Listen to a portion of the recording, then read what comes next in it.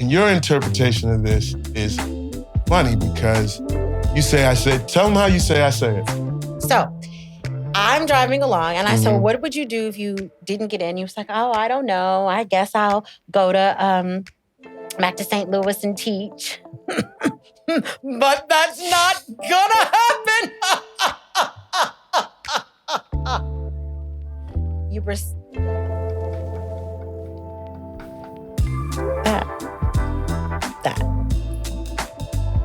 That is how I found out I didn't get into NYU. That with laughter. That. This is We Don't Always Agree, the podcast where we thrive on hard conversations. I'm Ryan Michelle Bethay. And I'm Sterling K. Brown. We said I do almost 20 years ago, and two things about us: we love each other deeply, and we can disagree deeply about a lot of things. This is true, but we've been learning how to disagree healthily. And this show is our way of pulling back the curtain and sharing our evolution with you. Bird, is you ready? Child, I'm ready. Are you ready? Let's go, big dog.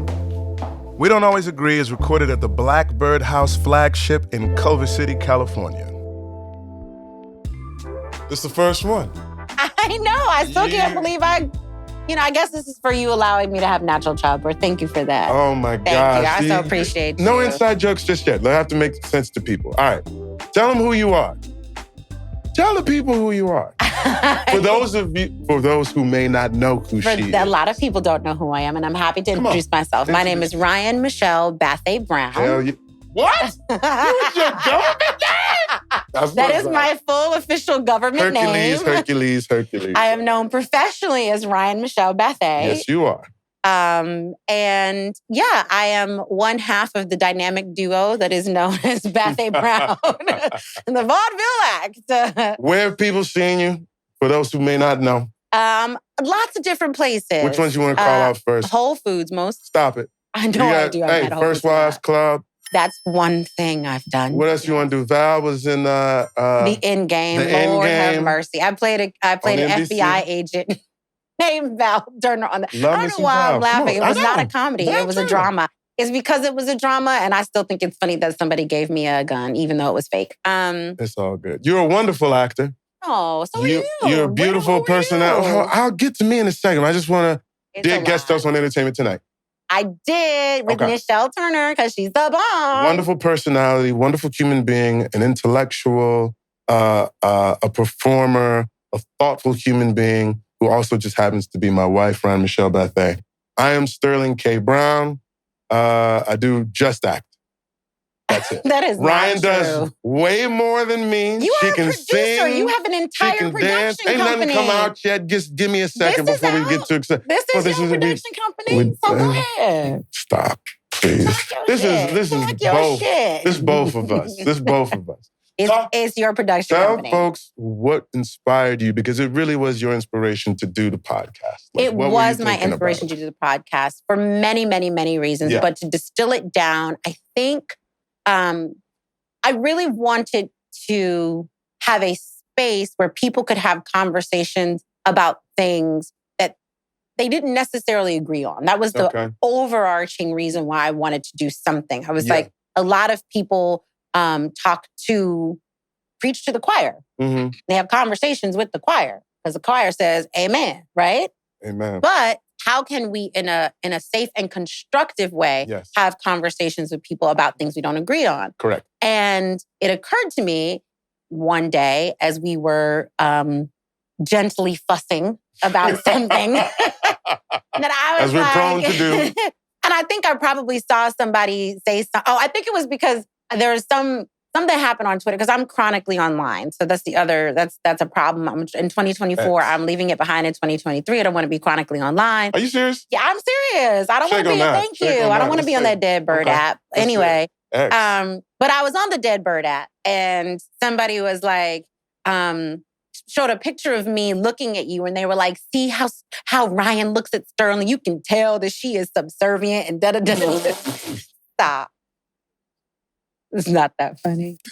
No, go ahead. The point is that I was like, wow, if people only knew the kinds of conversations we have and the ways in which we disagree about a lot of things and the ways in which I am not subservient at all. Not at all. Listen, let me step into that. I feel like...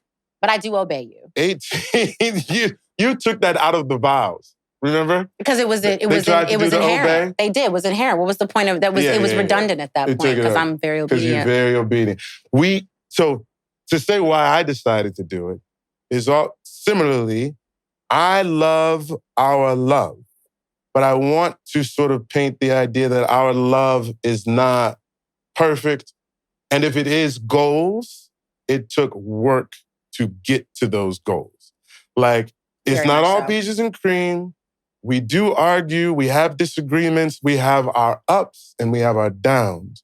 But I think there's a profound level of appreciation for where we are in this moment because of everything that we've gone through to get here, which I think is a good segue into how did we get here? Into the story of us. Did we get here? Bam. Okay.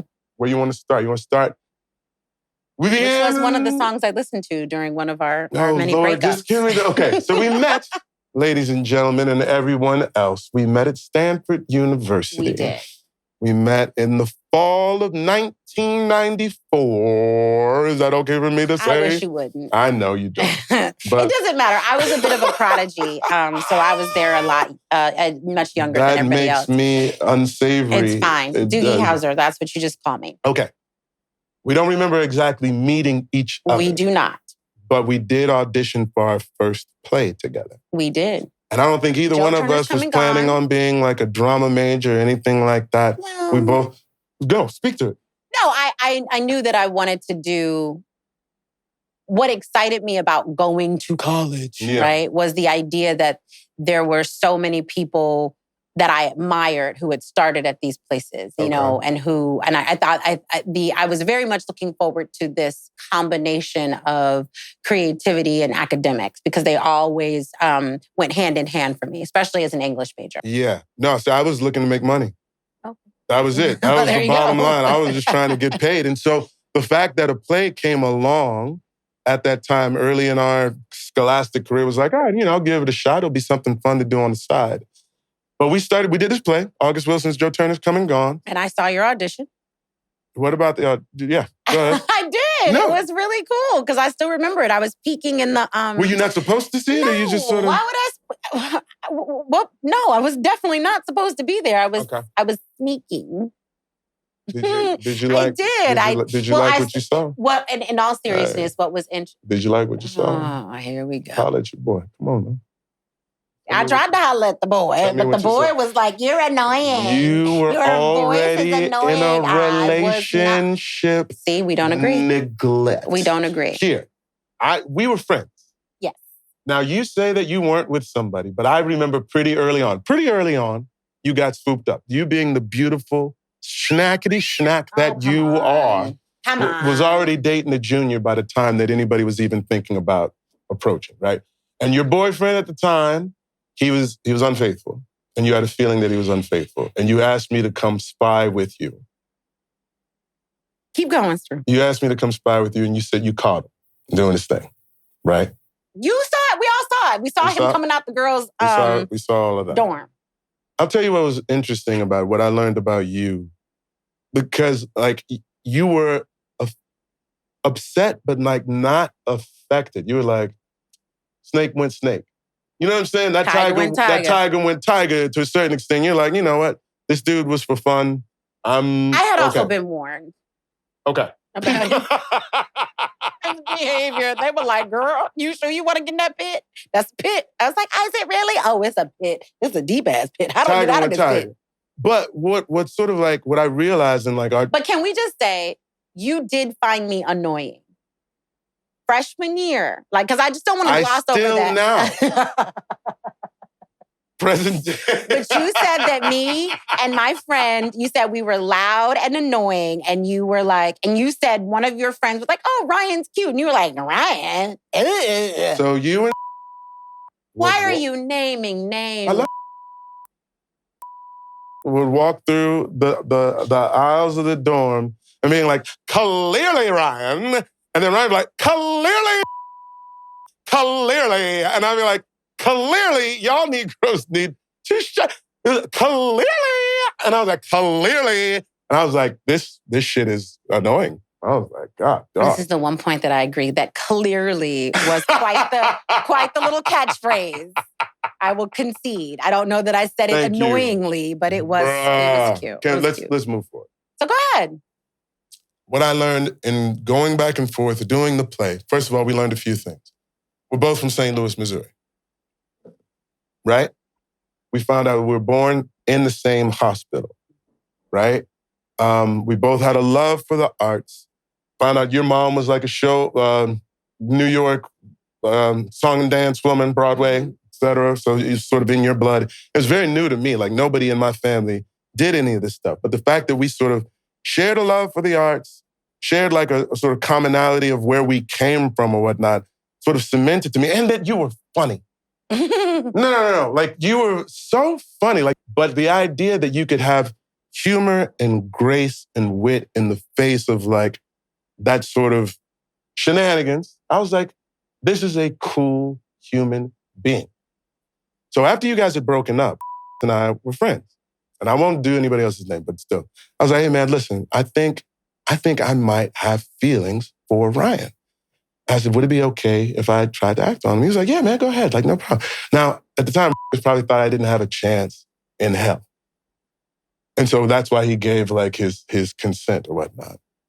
And it took me, I had no game. I have zero game at all whatsoever. Thank you very much. You didn't have to co-sign so quickly. I just wanted everyone to know. But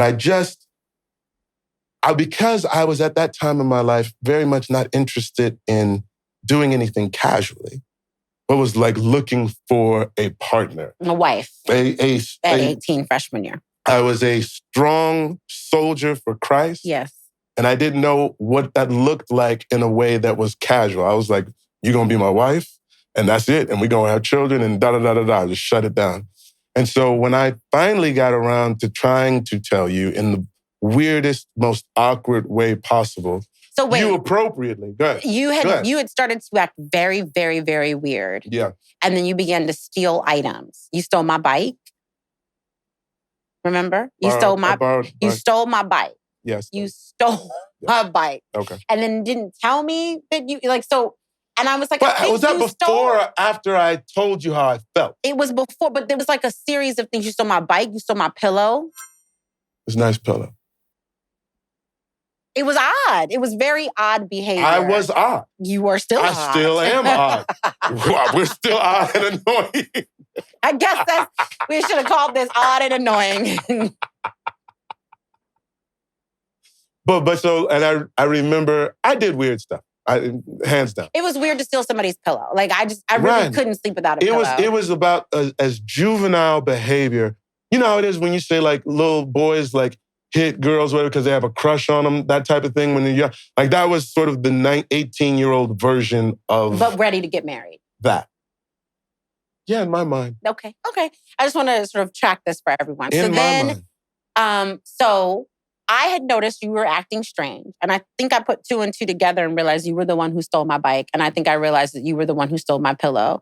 And you were being very odd. And then finally I said, you have to tell me what's going, like you're weirding me out. You're creeping me out. Something is weird. And then, do you remember what happened after? Or do we agree on what happened after that? Is this when I told you that I love you? I think you did. And I said it and just right away, I was just like, I love you. And you're like, okay. And then you just were like, I held it there. And you're like, oh, hey. Again. Don't always agree, but okay. What do you remember? It's kind of a blur and it was a very long time ago, but I remember you saying it and I don't remember the okay. Mm-hmm. But I do remember you running out of the room before I could respond. I remember thinking, like, how do I, like, I think he said what I think he said, and this is coming out of the blue because at no point have you ever, there was no indication. And then you ran out of the room. Do you remember running out of the room? I probably ran out. Because I found you in our RAs. Oh, now I do remember that. I do remember you. So my recollection is that he said it. Well, why'd you come find me? Like, why was that important? Because you literally said, because you think that there was like, you're telling the story as though you said, I love you. And then 20 minutes later, I said, okay. And then another 20 minutes after that. No. It wasn't another 20 minutes. Okay, you made it seem like it's a long time, but it was very much, I love you. And I said, okay. And then you ran out immediately. I don't remember that, but that's okay. That's okay. That's how I remember it. So here's what happened then. At the end of freshman year. And then you ran out, and then I found you in Danny's room because I had to go looking for you. Yeah. And then we talked about it. You said you just thought of me as a brother. Like you thought that I was strange and we're like brothers now. I don't know that I thought you were, I don't think I said, oh, I think you're too strange. Maybe not, but I think you thought of me like in a very fraternal way. I think you said something to that extent. Yes, I did. Yeah, and I was like, okay, cool. And that's when you stopped speaking to me. Yeah, because I was deeply embarrassed. I just like bore my soul to the person that I thought I was going to spend the rest of my life with or whatnot. And I was like, I've made a fool of myself. I think I felt in that moment that well, I'll say it again. I made a complete and total fool of myself. I'm thankful that I have sons that I can be like, don't make a fool of yourself. Like, there's a way easier way to go about that. Just say hi.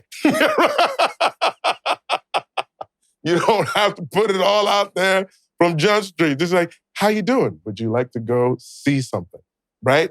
And so because of that, I was like, I need to extricate myself. Not only because I didn't want to be just your friend, but also because I was deeply embarrassed, right? So basically what happened is the next year... I'm just not finding that out. I thought you were just being... Why wouldn't I have been? I mean, I embarrassed myself. You did, but... Did I not? A little bit, but not not because you bore your soul. It was the weirdness with stealing the bike, stealing the pillow, running away, all those things. Like maybe if you had tried to tell me, like, I don't know, on a walk. Like maybe if you had given a preamble, maybe if there had been like... I agree with all of that. Okay. All of that makes sense. Well, we agree on something. Hindsight 2020. But then what you did was you decided, because this was the end of freshman year, so you decided, well, I'm not going to speak to her for as long as it takes for her to stop seeing me as a friend. Correct. And so you didn't. So sophomore year, you moved to... Hindsight. Shit played. Like it worked. We're here. Nah, nigga. It did not work. Estamos aquí ahora. That's all I got to say. That's all I got to say. By the grace of God. Because you were like, that dude is tight. But, hold on. Let's go through it. Sophomore year, we're living in the same dorm at that time. Now we're in two separate spaces or whatnot. So we didn't have to just run into each other. There was like natural space in between. And we didn't have any classes, blah, blah, blah. Yeah, like we saw each other community-wise. Yeah, and then that was the year that I was pursuing membership in Adults Incorporated. Ooh. So there was a lot going on. And so that sort of goes by. I was also dating someone else. But that's neither hither nor thither. Well, it is though. Well, I think you had just say his name too? Lord have mercy. Do you want me to? No. Okay, then I won't. Don't. Then I won't. Because I'm not mad at him the way I'm mad at that dude. Anyway, so go ahead. So, sophomore year, blah, blah, blah. Then we go to... So junior year comes around. Mm-hmm. And Ryan's sorority sisters came up to me and they're like, what do you think about Ryan and Michelle? And I was like, man, I didn't try that. Like, this chick is not interested in me in the least. And like, we think you should try again. And I was like, clearly. This was, okay, you're skipping around. This was towards the end of junior year. Okay, so what happened? No, that's the beginning of junior year. Was it? When these ladies came and spoke to me. They didn't tell me that. No. They told me that was at the end of junior. No, they came to speak to me. So then Ryan and I both auditioned for a class at the end of sophomore year. At the end of sophomore year called Drama 220. Yes. Which is like acting practicum, people who are interested in it. So we both auditioned for the class. We both get into the class. In the first semester, we had to come up with a scene. We both have a very interesting fondness for War of the Roses. So we're like, yes, let's go ahead, get the video. We can transcribe. We couldn't find the screenplay. So we like literally had to like do the video, like rewind, write the scene down, do it like that. Yeah. And school. And nobody listening probably remembers this. Was I like, you want to come to my room? Did you suggest me come to my room? It took a while. It took like 2 or 3 times to transcribe the whole thing. I think but you probably suggested coming to my room. I think. And I was like, okay. I was like, maybe I got a shot, right? You know what I'm saying? So you come to the room. This is like, for the people who are familiar with Black Love and whatnot, this is the infamous like booty shorts section of the show where she came over with some cutoffs. Now listen, my wife is very blessed when it comes to, in the back. So like they may not have been cut off in her mind, but the way in which her blessings manifest themselves. Oh my God. The cheek, there was a little cheek out the bottom. Oh my word. And I was like, oh snap. It's about to go down. Jesus. Got 6 model chicks, 6 buckets of Lord. Anyway, so she comes through. We're recording the thing and whatnot. We're sitting on my bed, transcribing. She's very close, very sweet, everything. And we're looking, I don't know how exactly it happened. You probably have no recollection. What's your recollection of this moment right now? I'm not saying a word. What's your recollection? I just did. I don't have one. Keep going. So I leaned over and I kissed her, right? And she sort of kissed me back very faintly. And he goes, oh, you kissed me. Let's talk about that. And I was like, this chick is whack. I was like, well, I kissed you. And she's like, yeah, let's unpack that. What do you think that's about? Right? What do you remember? Go on now. No, keep going. So basically, I can't tell this whole story. You love telling this whole story because you're the only one. You have like created this whole narrative around this moment. I do, and I have actually blocked it out because my recollection is very different from yours. Well, that's the point of the podcast. But I also blacked out that's the point. We don't always agree. So you share what you say, and I share what I say. That's how it works. You don't understand. I've been talking. But I'm just saying, okay, wait. Because I don't think that I wore booty shorts. I don't think that cheeks were poking out. I don't think Use cheeky. I know. I know a cheek when I see a cheek. Here's my question. You want to summarize it or whatnot?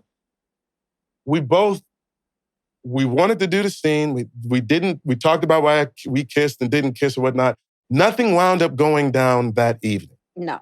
Nothing at all whatsoever. And I asked you this when we were actually making the notes for the show. I was like, did I completely just misread the tea leaves? Like, did I just And I told you no. I told you no, you did not. Why? It was just, like I said, Sterling. Say it for the people.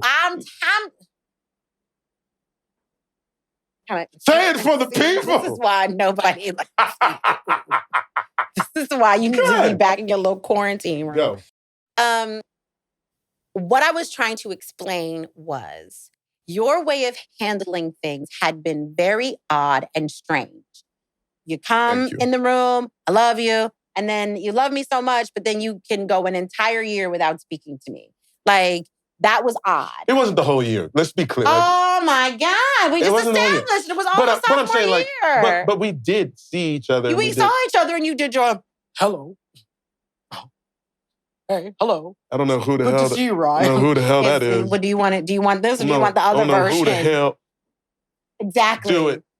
I dare you. No. I double dog dare you. Anyway. Yeah.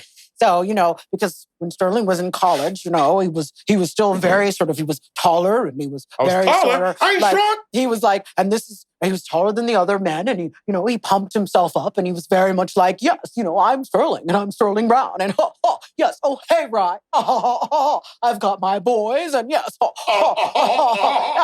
I'm going to this late night. Yeah. That's not a laugh. So that was all of sophomore year. There was no like, oh, hey, you know what? We're still friends. Oh, hey. Like there was no I didn't know what you was majoring in. I didn't know anything. All of a sudden you pop up in Drama 220 on some I want to do this drama thing. Yeah, I think I want to do this acting thing. No. So yeah, so now and then all of a sudden you want to do a scene with me, which, okay, you hadn't spoken to me for a year. All right. Did I ask to do the scene? No, honestly, did I? Yes, you did. So then when we get to this point where you kissed me, you have to understand that it felt very disjointed and out of the blue. So whatever feelings... Especially if you're sorors. Me thinking that you had said something to your sorors. No, well, now and then that was like what led me to do. 20 years later, I did not know that they had said anything to you until the very end of that year. Because when we finally... I'm skipping ahead, but when we finally did figure things out at the end of junior year, they took credit and they told me, they were like, we put this in motion. And I was like, wait, what?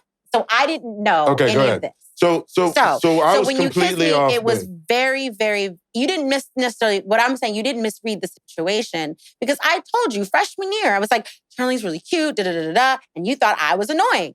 So clearly we're doing this the whole time, right? And you know, there were other relationships that I had. I don't know, you had other relationships too. No. Strawberry girl. So the point I got down.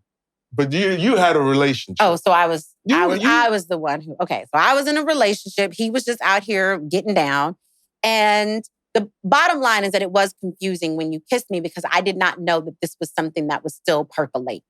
Okay. So that happened. And you then were that's also in a relationship that nobody knew about. Right. Right. Okay, sure. Fine. So that's why it was very confusing, right? Okay. And so then we talked about it and then we moved on. We moved on. We're like, and now you can tell the sorority debacle. Because again, another thing that I tap out on. Ryan's tapped out. Okay. Go ahead.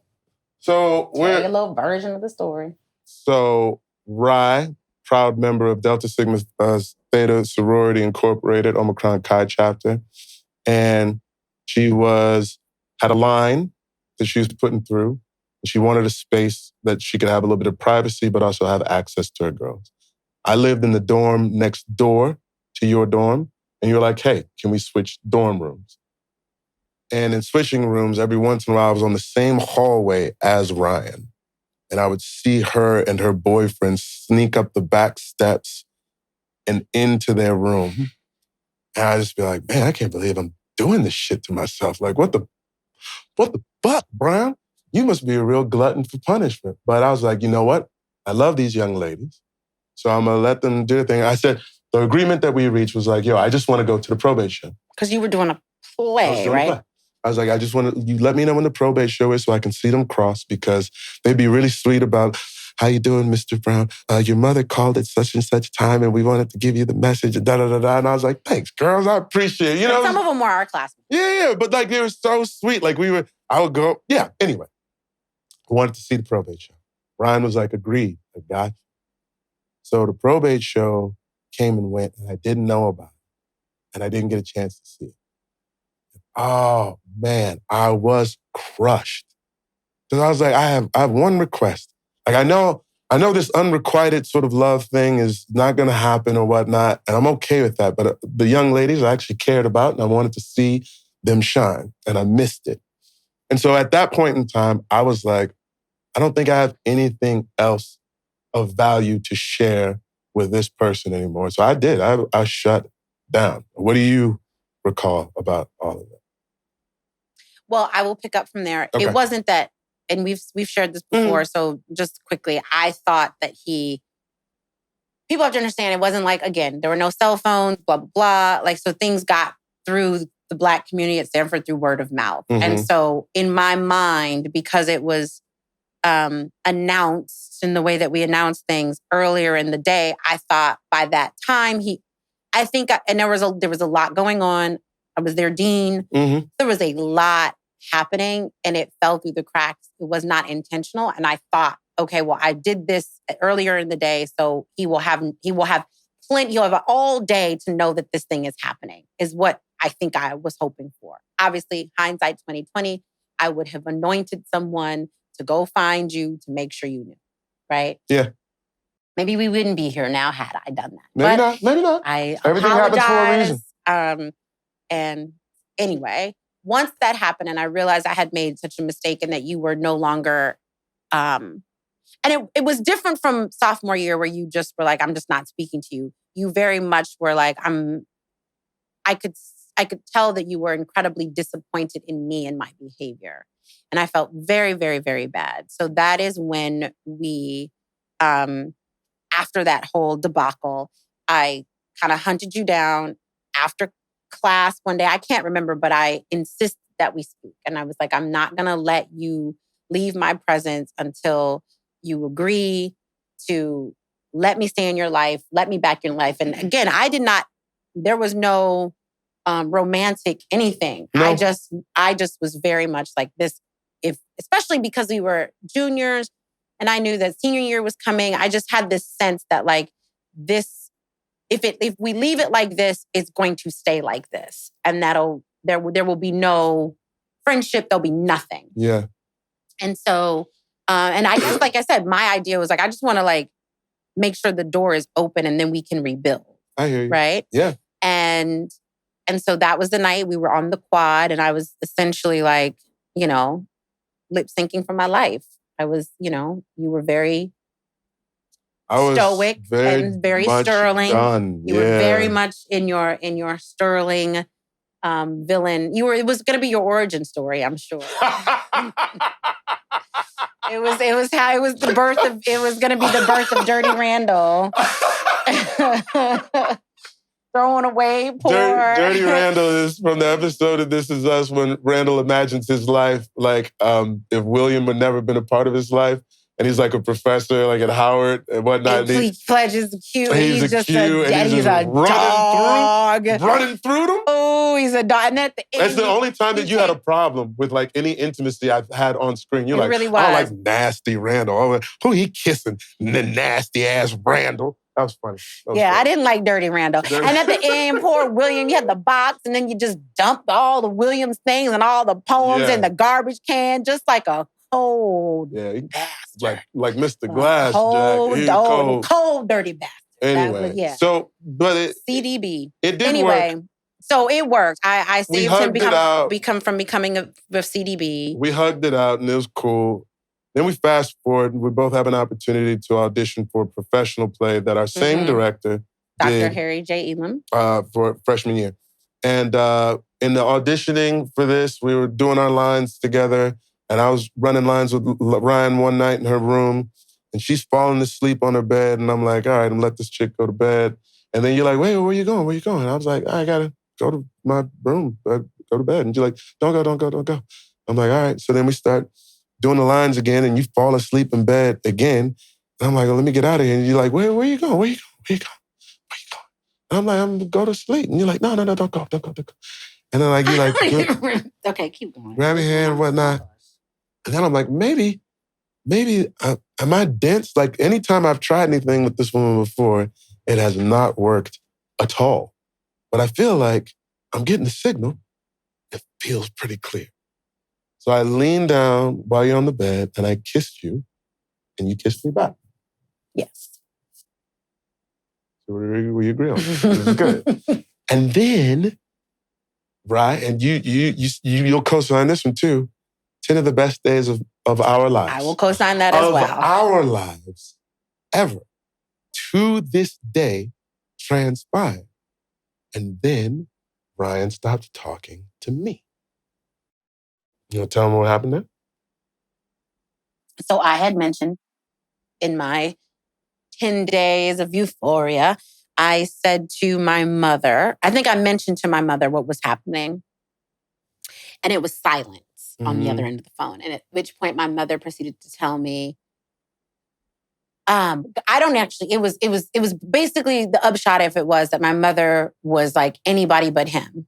She was like, and then she got my grandmother involved. There was a collective, and I have also said this on Black Love, which was, you are so connected to your parents at that point, especially your mother and the women in your family. You're very connected to them and you're very much, you listen to them, especially when there's religion involved and any kind of spirituality and the idea that they have the sight and they know when they have vision and like the spirits have told them and, and they know because I know I'm your, it's very much I'm your mother. Of course I know these things and you don't question them because you don't question your parents, but you don't question your mother. You don't question your grandmother. Mm-hmm. Even though my experience that I was having was very different. So it was, again, yet another moment of extreme confusion for me because I'm sharing this out of like joy and happiness. And then it becomes this record scratch. And she's like, don't ever talk to him again.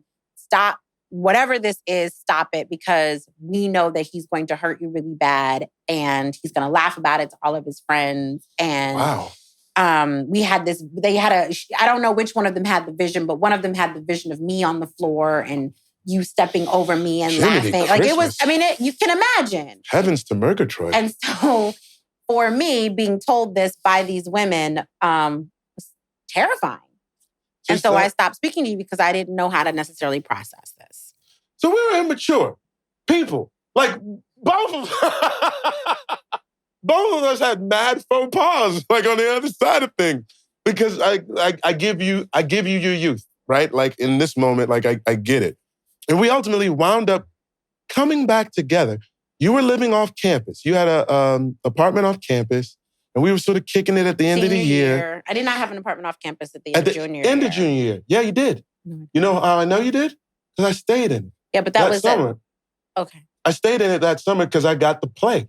I got the play that we were auditioning for, Blues for an Alabama Sky. Okay. You left your car there. I did. You had the apartment, and I was like, I'll take care of this stuff. And we would talk to each other on the phone all the time. Okay, yeah. So you had the apartment at the end of junior year. Or maybe you had it all of junior year. No, end of junior year. And so we would talk to each other on the phone and everything. And I'd tell you how the play was going. You tell me how Chicago was and having a good time, blah, blah, blah, blah. So the beginning of senior year comes along and whatnot. And I'm like, all right, we're about to do this thing, what have you. And you're like, no, let's just keep it casual. We ain't got to put a name to it, anything like that. And that's when you told me, you're like, you dated somebody while you were in Chicago. Own this shit. Own it. Own it for everybody to hear. Please. Own this shit. Own it. Tell the people, Ryan. Don't look at me like I'm crazy. Don't. I am looking at you like you're crazy because I think date is a very strong word, but go ahead. No, you go ahead. No, you go ahead. I'll name him. What's his name again? You can't name him because you don't remember his name. It's something dumb like Sherman or some shit like that. Keep on guessing because you're never going to get it. Like it's a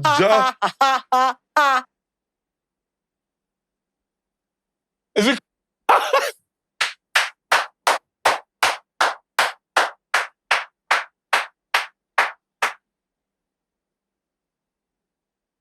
That nigga sipping on my chick the whole summer. Listen. Christ. Can we move it on? Can we move on to full move on to the quad? Because but what I want to know is this, right? Because I think it's an important thing for young people to hear who are on both sides of the situation, sort of the confusion of how to move forward with things. I think things become a little bit clearer as you get older in terms of what is proper decorum and how to present yourself in the most sort of, with the most integrity possible. Because I think you're concerned about hurting feelings. You're concerned about like whether or not it is something that you indeed want. And like, you're a young woman. You don't have to like close off all of your options, et cetera. Like I actually have way more grace for you at 47 than I did at 21. Because at 21, I was like, why don't you just tell me that you're dating somebody else while I'm talking to you on the phone? Speak on it. I don't have anything to say other than I don't necessarily know that I wouldn't say that we were quote unquote dating. I wouldn't even say that we were seeing each other. Again, I don't like to make decisions.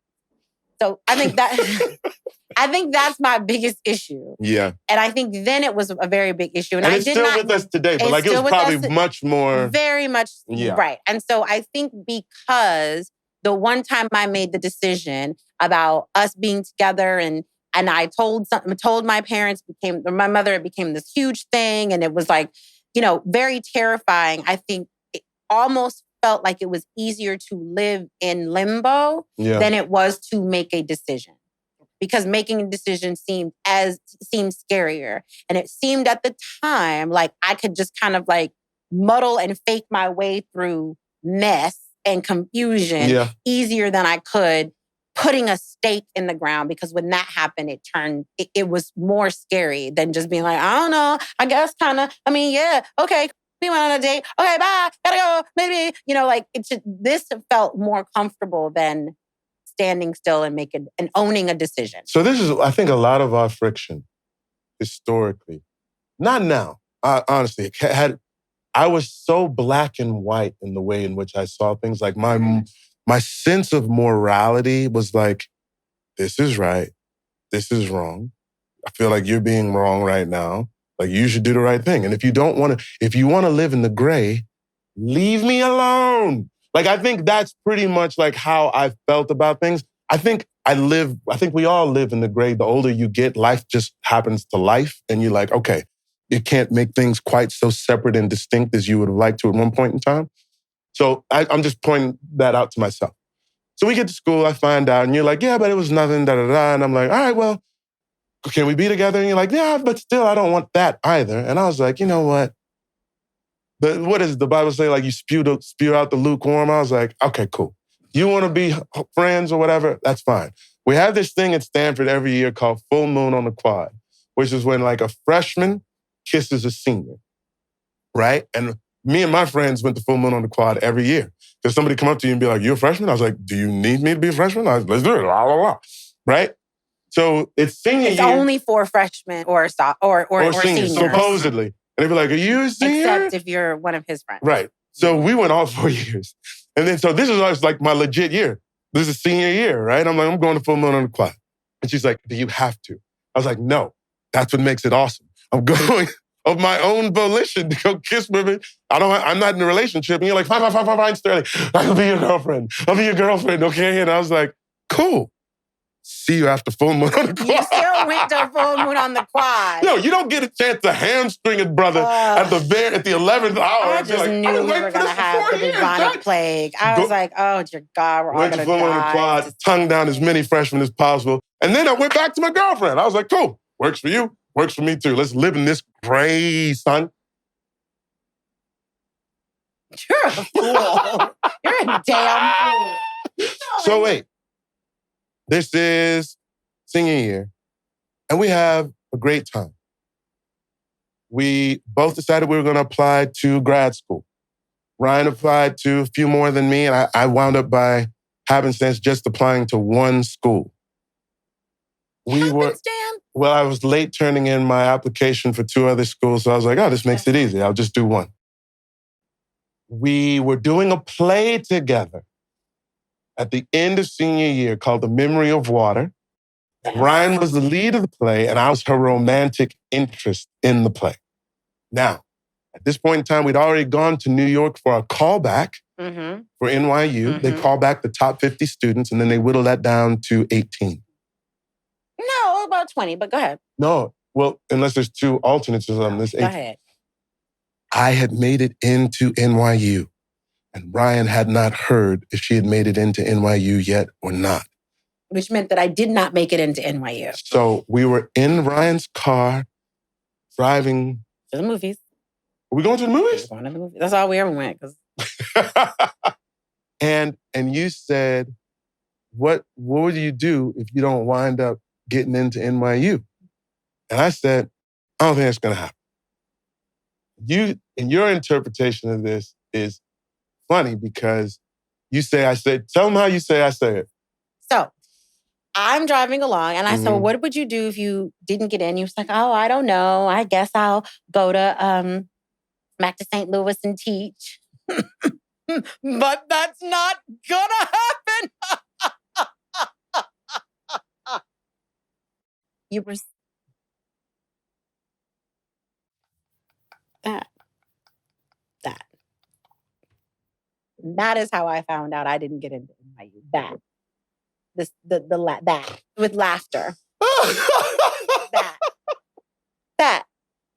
That's how I found out. That's exactly what happened. At which point I pulled over and I told you to get out of my car. Get out. She literally goes, get out.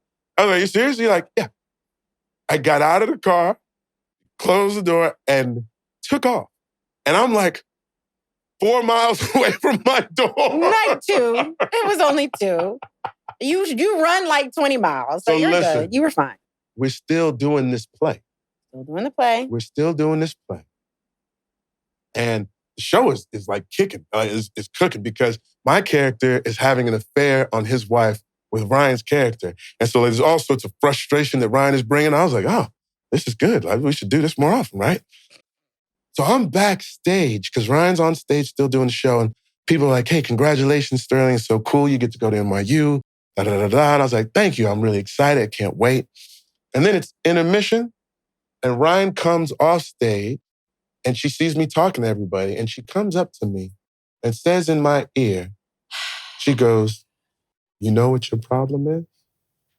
You think you have super dick, but you don't. Again, this is not and what then happened. the negress walks off into her dressing room like she just, like mic drop, like she the HNIC up in this piece. And I'm like, no, I don't like it. I don't like it at all. So I walk back to her dressing room phone. I say, hey, can I talk to you for a minute? She's like, I'm getting ready for the next half. Can we talk about it later? I was like, we don't have to talk ever again. I'm done. And you're like, are you serious? And I was like, bam. Within a week, true story, was dating somebody else, was done. Which I wouldn't be proud of if I was you. Listen, you can do what you want to do. But go ahead, so Ryan, I would leave my dorm room unlocked. Ryan would come into the dorm room and be like, whose umbrella is this? I was like, you don't belong here. Like, you have to go. Okay, so I just want y'all to know that a lot of this stuff that he's saying is not entirely true. Stop. First of all, I did not say super dick. I said super sperm. Oh my God. That's first of all. Because that was the phrase at the time. That was like, because it was a song, super sperm. So I said, who would even come up with fucking super dick? Super sperm. I didn't say super dick. I never said super. I don't think the first time I've said super dick is today.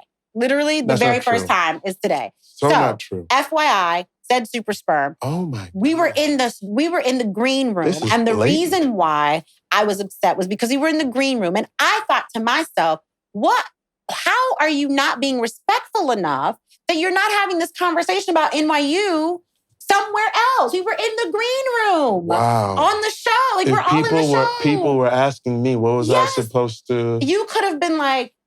And you were off.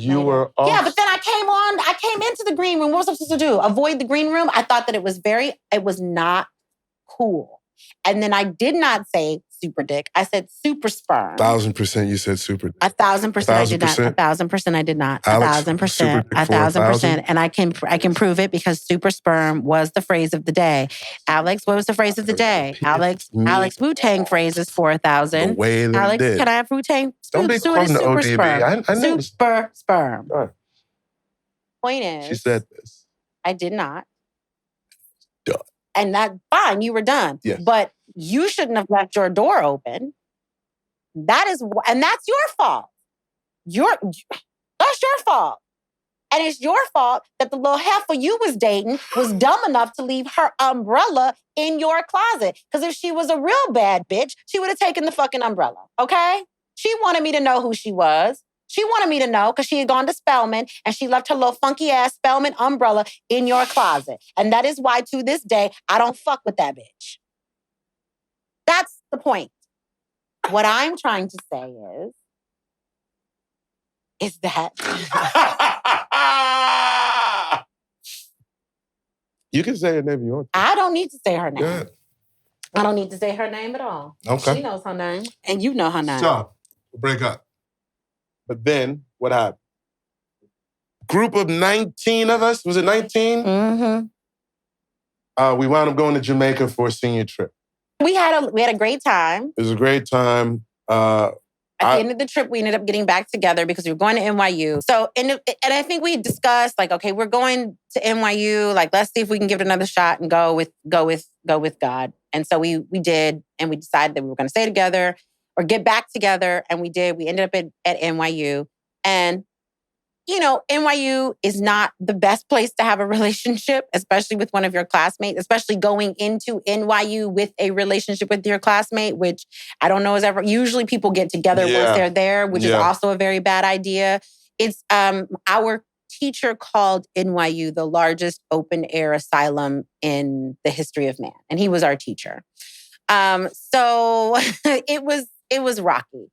Anyway, we make it through the year pretty well. A few ups and downs. We make it through the year. I'm about to go do a summer program at the Williamstown Theater Festival. Mm-hmm. And Rye was about to go back to Stanford to do summer. I was doing a summer program at Stanford, yeah. And so I was like, let's have a good send-off to the summer. We went to go see a couple of plays. We saw Iceman Cometh. And then we went to Pizzeria and Uno, and then we came back. And Jennifer Lopez, Jenny from the Block, J-Lo, had the debut of her...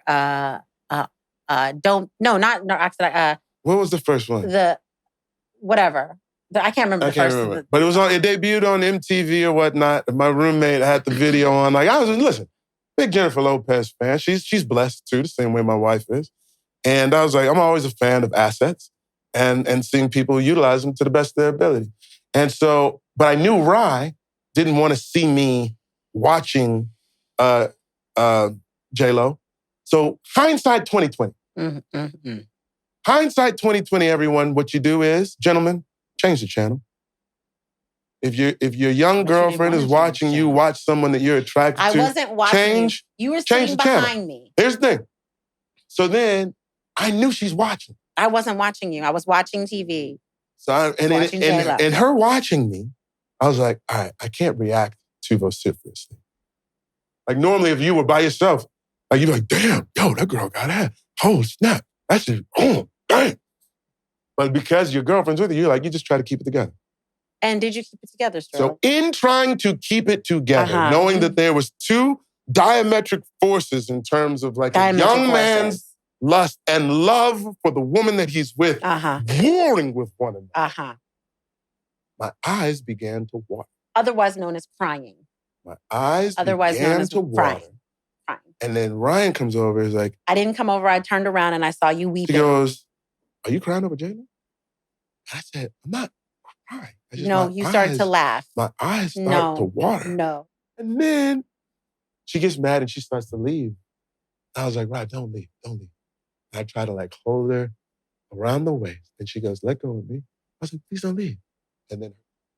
Oh my God. No, I did not. I did not scratch you. There were no talons. I left, and that is how we broke up because he cried over Jennifer Lopez and her booty.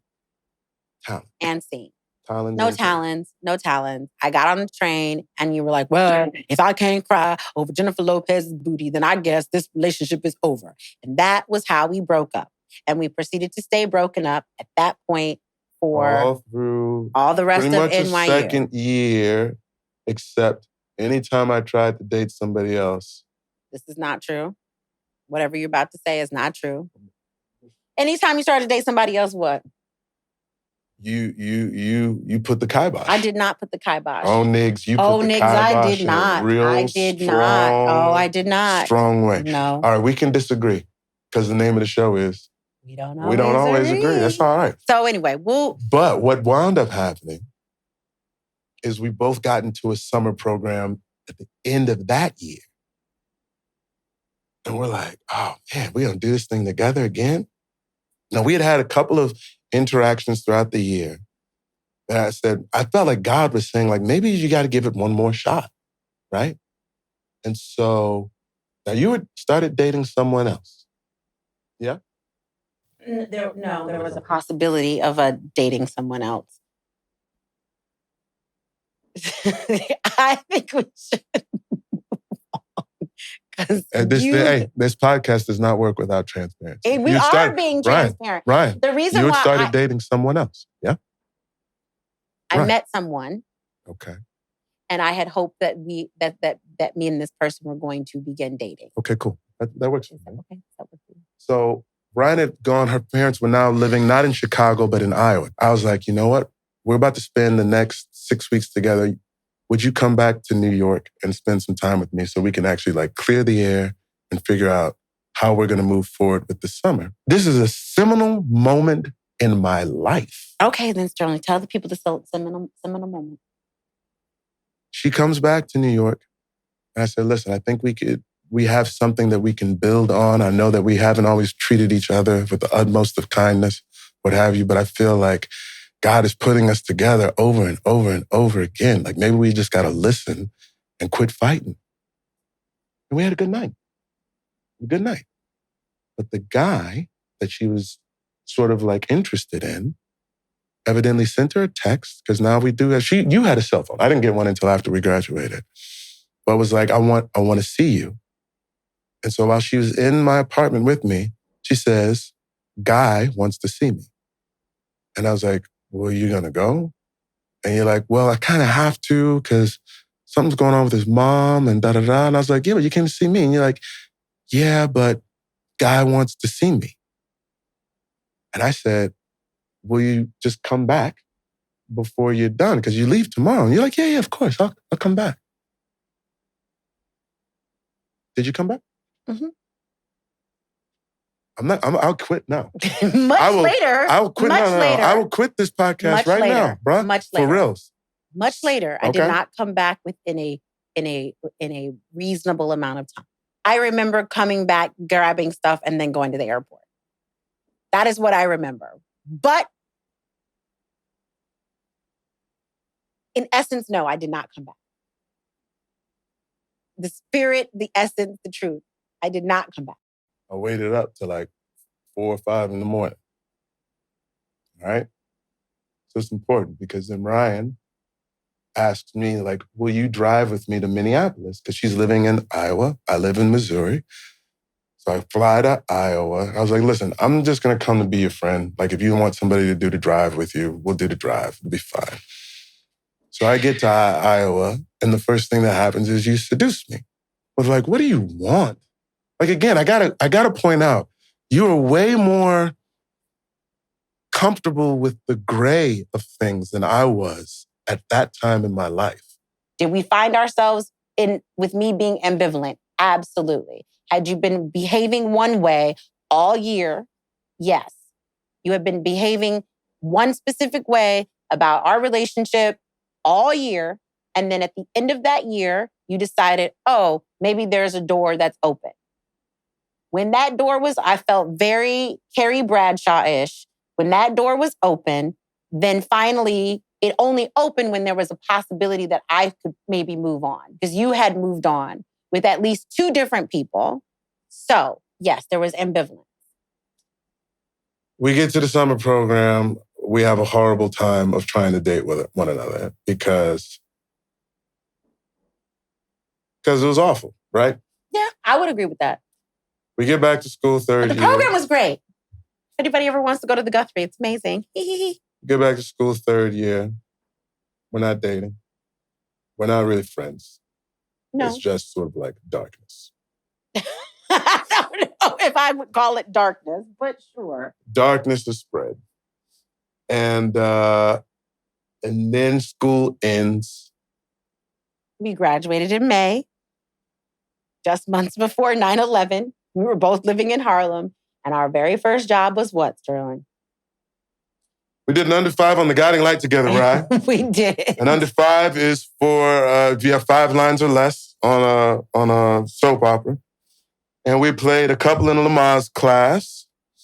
The teacher of the Lamaze class was also our classmate. And at this time, I was pretty thoroughly done with Ryan and Michelle. And it's funny because when I went into met with the casting director, like, we got this great part for you. Under 5 is going to be really cute. And guess who your wife is going to be? And I was like, who? It's like, Ryan Michelle Buffet. Isn't that awesome? Your classmate? And I was like... Funny enough, I had a similar conversation because I'd never forget I was shopping in one of those, what are those places in New York? Not where they sell all the Carl Kanai. And it's like Models. Like, you have to be on the East Coast and they have like these Models. And you can get all this I don't know how to describe these places, but they're like these big ass stores and you can get all this Carl Kanai. I'm really dating myself, Jesus Christ. But FUBU, that's where you got all that stuff, right? You got them at these random ass stores. And so, no offense to Models, I'm not trying to call you random. So I was in Models and I'm on the phone and I'm shopping for a t-shirt and they were like, and you got, same thing, you got the part and your co-star is Sterling K. Brown. And I was just silent. And they were like, Sterling K. Brown. I was like, oh yes, that's great. That's great. Who do that? He's very much how he is right now. Not making eye contact. He's very mad. I have on a big old belly. I have a belly, a prosthetic belly, and we're in Lamaze class, and he has to tell me how much he loves me, and he refuses to look at me, and he pretends he looks at a spot right between my eyes so that he doesn't have to look me in my eyes. I did. You did. Anyway, that was a great time. And what wound up happening, 9/11 happened right when we graduated from school. And we were both living in Harlem at the time. I was living by myself in a 4-story walk-up.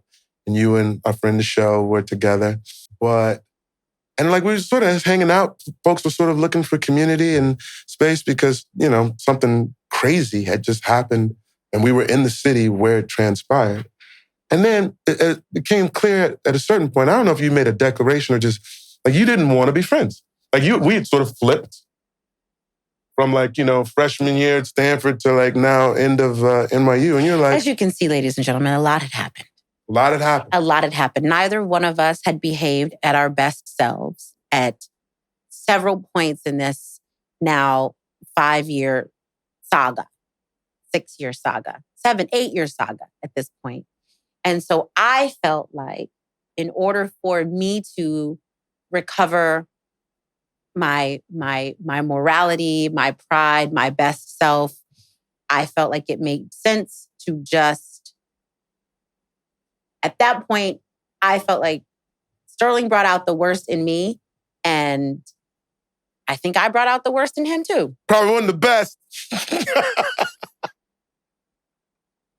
So I said, why even bother trying to be friends? Why even bother? Like, let's not even have any room for any of these shenanigans to occur ever again. We don't have to speak.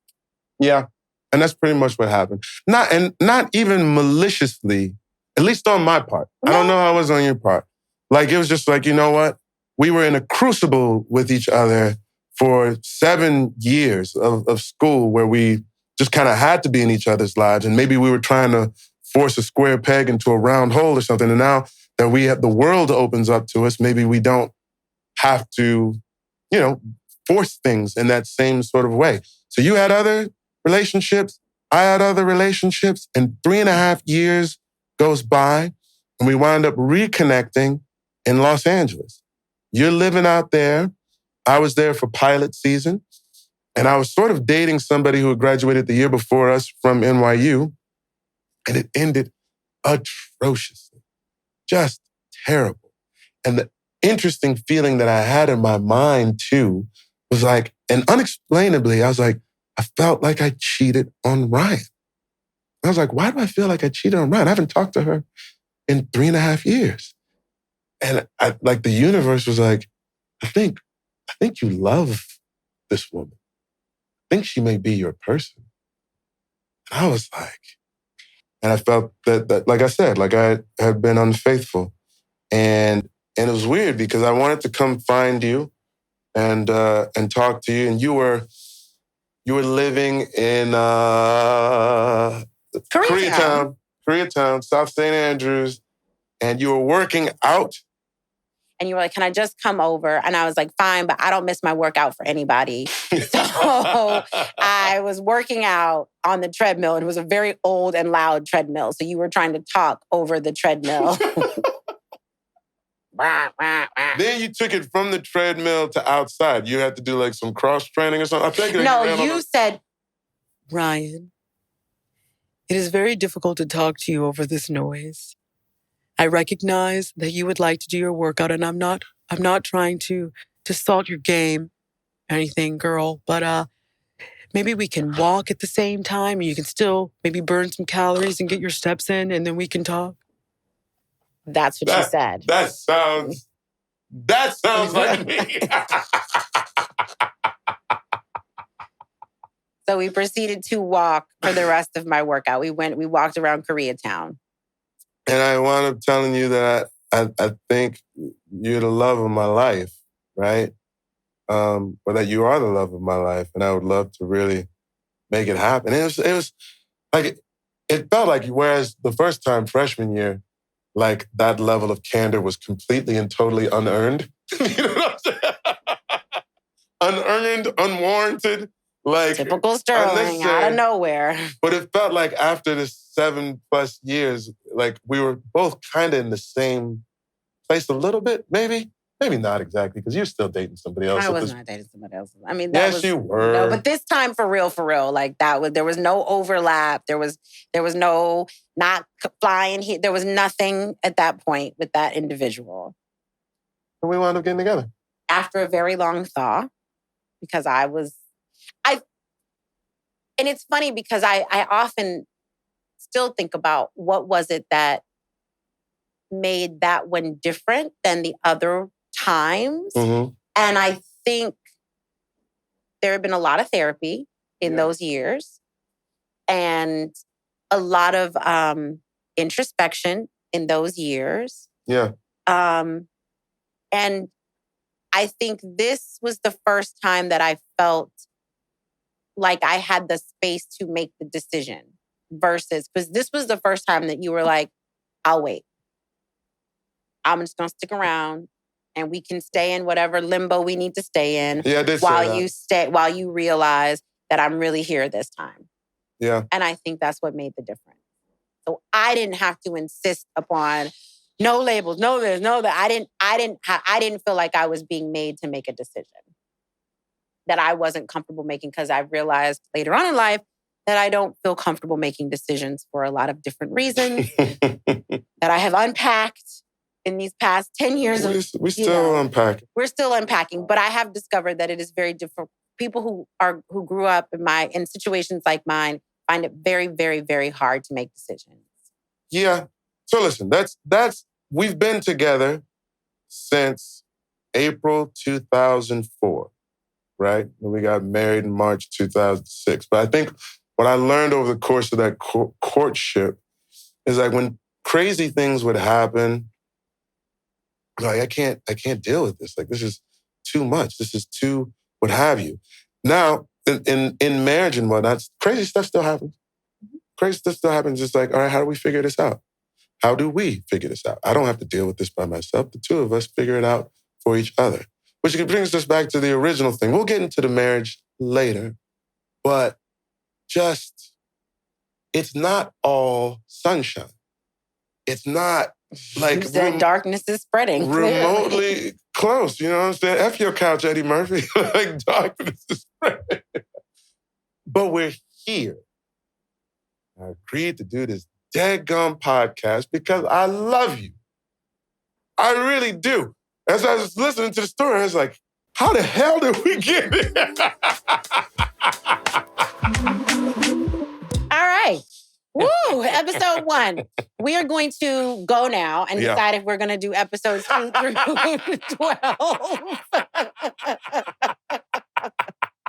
I don't know if we'll be back, but I think we got to raise some kids, so we got to go figure out what's more important. There's way more to our story, also including the 18 years of marriage that we'll be sharing with you later this season on We Don't Always Agree. So please keep tuning in. And that is it for us. We appreciate whoever in America or around the world or the universe We're going worldwide. Watching. Let's go. Signing off. We'll see you next time. Thank you, guys.